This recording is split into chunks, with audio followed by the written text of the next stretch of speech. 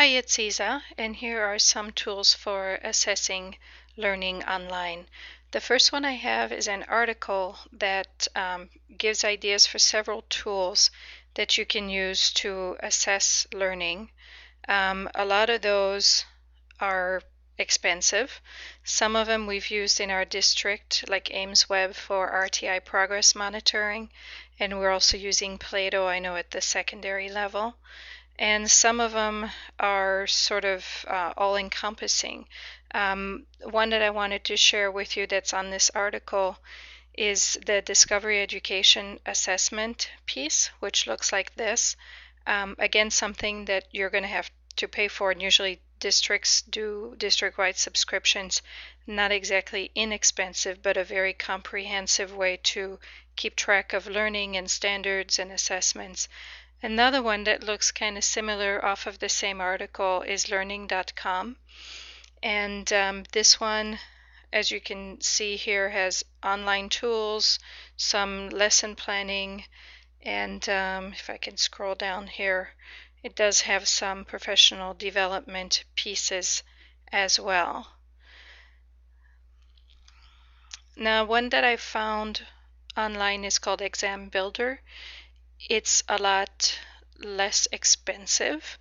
Can't remember pricing, but I think it was on around $10 a year.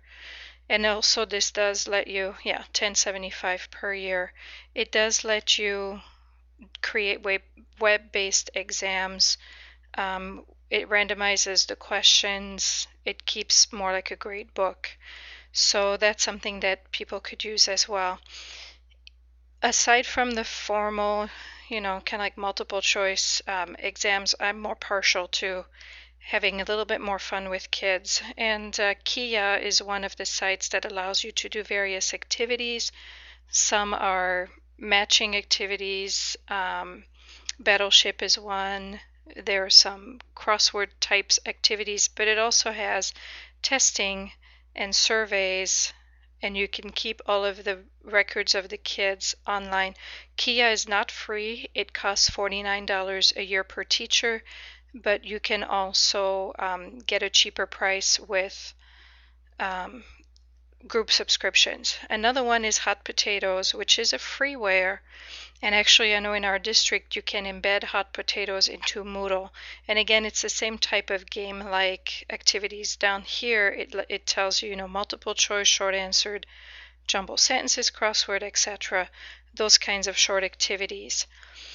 Now, project-based learning is more what I would want to do with kids. And for that, to have some formative feedback for kids and not just the summative kinds of things, using Google Docs would be kind of neat.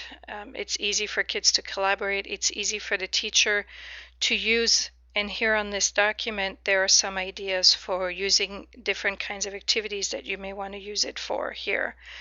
Another document linked to my post is another tips and tricks for using Google Docs with kids.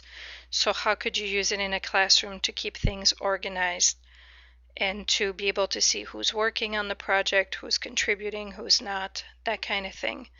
And of course, with project-based learning, any kind of inquiry type learning, any kind of formative assessment, you're going to want to use rubrics, and RubyStar is probably one of the better known rubric builders. But one that I found, which is really kind of neat, is based on Web 2.0 type projects. So on this website, you have access to Web 2.0 rubrics, rubrics for blogs, for podcasts, for PowerPoints, web pages, and like any rubric, they're not perfect, but it gives a good idea of the kinds of things that you may want to assess, and then you can tweak it to make it your own. I hope you'll find these useful. Thanks.